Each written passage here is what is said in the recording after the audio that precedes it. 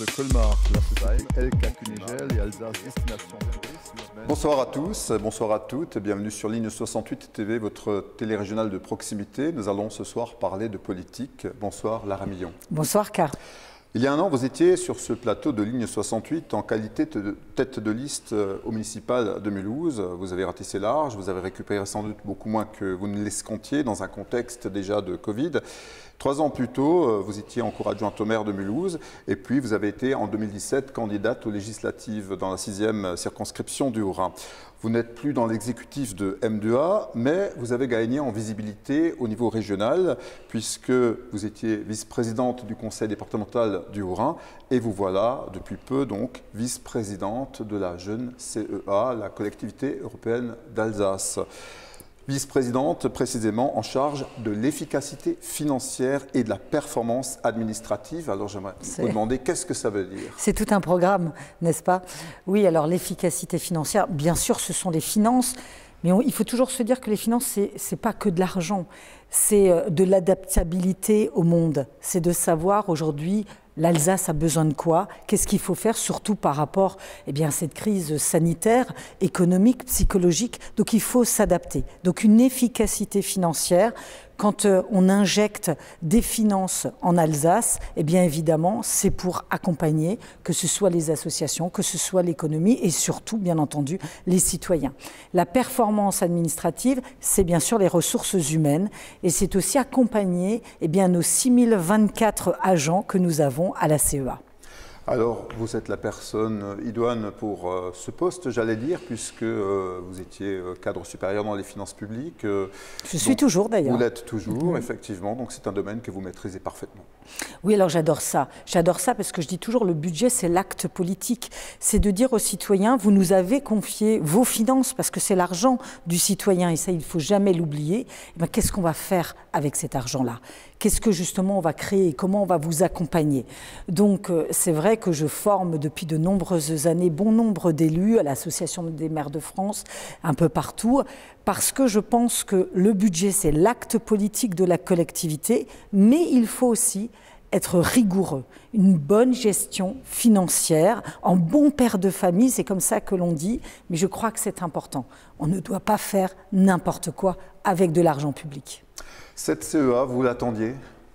Oh oui, nous l'attendions parce que, vous savez, ce besoin d'Alsace, on l'a. Au fond de nous, nous sommes alsaciens, nous avons le patrimoine alsacien, nous avons notre histoire, nous avons le droit local. Nous voulions retrouver notre Alsace. Depuis le 1er janvier 2021, l'Alsace est de nouveau créée. Nous avons la chance d'être conseillers ou conseillères d'Alsace. C'est une vraie fierté. Il y a quelques semaines, vous avez donc présenté votre premier budget CEA, qui a été préparé depuis de longs mois avec votre binôme barinois, donc Bernard Fischer, maire d'Obernai. Exactement. Et avec le président et avec tous les conseillers d'Alsace. Parce que vous savez, un budget ne se prépare pas tout seul. Moi, j'ai fait plus de 50 réunions avec Bernard, avec le président, aussi le président Frédéric Bierry, mais aussi avec Rémi Witt, qui était président du département du Haut-Rhin, et avec tous les collègues, parce qu'il a fallu que l'on travaille sur les convergences, sur la visibilité, sur plusieurs années, sur cette, justement, nouvelle collectivité européenne d'Alsace. Ça a été un moment aussi d'accord, de retrouvailles, de faire ensemble. Vous avez donc à cette occasion prononcé un discours de 24 minutes, qui a été très dithyrambique, 24 minutes, c'est si, où tout semblait aller dans le meilleur des mondes. Alors ce qu'on peut dire déjà, un chiffre pour nos auditeurs, nos téléspectateurs, 2 milliards d'euros, c'est le budget? 2 milliards d'euros, c'est le budget de la collectivité européenne d'Alsace, exactement. Et donc, que nous dit ce budget, 2 milliards? Alors 2 milliards d'euros, il nous dit que plus d'1 milliard est réservé pour l'autonomie, la solidarité et la santé. C'est important, c'est une de nos compétences prioritaires. Et quand on parle de plus de 1 milliard, dans ces 1 milliard, il y a 454 millions qui vont à l'autonomie. L'autonomie, ce sont nos aînés. Vous savez que la population est vieillissante. Vous savez qu'aujourd'hui, nous voulons absolument accompagner les EHPAD, que ce soit en investissement et aussi en fonctionnement. Nous voulons aussi que nos aînés restent le plus longtemps possible à domicile. Eh bien, tout cela a un coût, bien entendu. Et nous sommes là, proactifs, pour accompagner nos aînés. Il y a aussi l'enfance, parce que la volonté, c'est quoi? La volonté, c'est protéger et prendre soin à tous les âges de la vie, que ce soit petite enfance, que ce soit nos aînés, que ce soit la jeunesse, que ce soit les personnes en situation de handicap. C'est vraiment notre compétence et c'est aussi ce pourquoi nous avons été élus. Alors, nous sommes aussi là pour les services de secours. Je voulais aussi rendre hommage à tous nos sapeurs-pompiers professionnels, à tous nos sapeurs-pompiers volontaires. C'est plus de 56 millions d'accompagnement des services départementaux d'incendie et de secours. Donc plus de 1 milliard pour l'autonomie, la santé, ça nous dit beaucoup. Et puis, eh bien, c'est 1 milliard, donc ce qui nous reste, un peu moins de 1 milliard, eh bien, tout pour l'évolution de la vie. C'est-à-dire l'évolution de la vie, c'est notre jeunesse. Il faut que nous préparions notre jeunesse à être des citoyens. Donc bien sûr, nous accompagnons nos collégiens. On a 89 000 collégiens au niveau de l'Alsace. Le sport, la culture, la rénovation des collèges, l'entretien des collèges, eh bien, c'est quand même 145 millions d'euros. Il y a l'environnement, il y a toutes les thématiques, mais je peux bien sûr répondre à toutes vos questions. Alors, vous vous êtes félicité que finalement, en regroupant ces deux conseils départementaux alsaciens, il n'y ait pas eu d'augmentation de budget finalement. Ah oui, c'est très très important. Alors il y a eu une augmentation de budget, mais de l'investissement. Ouais. C'est-à-dire on a plus 66 millions d'investissements, on a 308 millions d'investissements cette année, ce qui est quand même un budget important d'investissement pour la CEA. Mais nous avons fait ce que peut savent faire. Nous avons tout de suite diminué de 1 million d'euros de coûts de fonctionnement et de structure.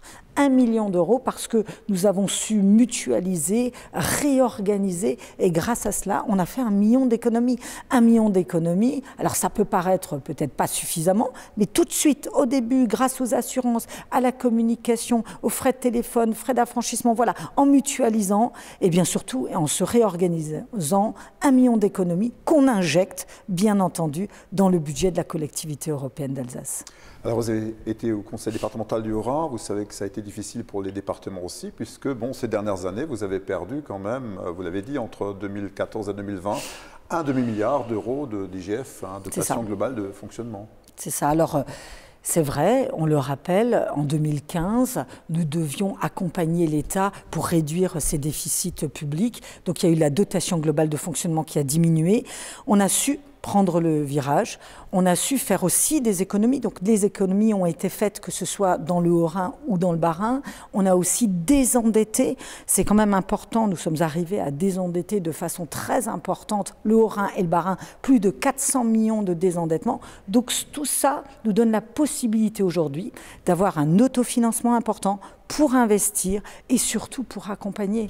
Vous savez, je vous le disais tout à l'heure, on est quand même aujourd'hui dans une situation compliquée. Je veux dire, les gens souffrent. Déjà, ils souffraient avant, mais aujourd'hui, avec cette crise sanitaire, cette crise économique, cette crise psychologique, ce mal-être ambiant, nous devons être là en accompagnement. Mais dans un accompagnement positif, que ce soit aussi auprès de l'environnement, auprès des circuits courts, un vrai accompagnement, mais une adaptabilité pour faire mieux, pour évoluer. Les nouvelles compétences vont vous coûter aussi. Oui, alors les nouvelles compétences, nous avons par exemple les routes nationales. Ouais. Les routes nationales, nous avons eu une participation de l'État. Alors vous savez, la participation de l'État certes existe, mais quand on a une compétence, on veut mieux la traiter. Donc à partir du moment où on la traite mieux, ça nous coûte plus cher. Donc on le sait. D'ailleurs, on aimerait avoir plus de compensation, c'est ce que nous sommes en train de regarder. Et donc, effectivement, on a les routes nationales. Et une route, doit être sécurisée. C'est important de sécuriser les routes. C'est important aussi d'être dans cette transition écologique, parce que demain, il y aura des voitures électriques, des voitures à l'hydrogène. Donc tout ça, il faut avoir cette réflexion-là pour accompagner cette transition écologique et sociétale que nous vivons aujourd'hui. Si on devait résumer rapidement donc, la situation de la CEA de l'Alsace est saine. L'Alsace et la situation de l'Alsace est saine, bien entendu.